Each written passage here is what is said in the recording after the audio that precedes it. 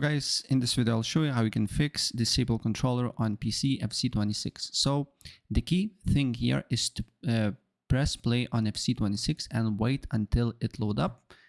Basically to the options that you can just press play, press basically some sort of button to play.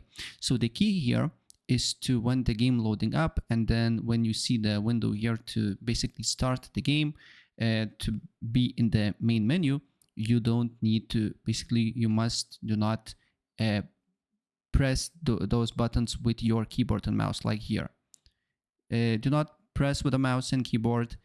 Grab your controller and then press with your controller. And once I press with the controller is working perfectly fine. As you can see here, it's working perfectly fine. So now if I go, for example, in the practice, as you can see here, guys, everything is working perfectly fine. The controller inputs also is here.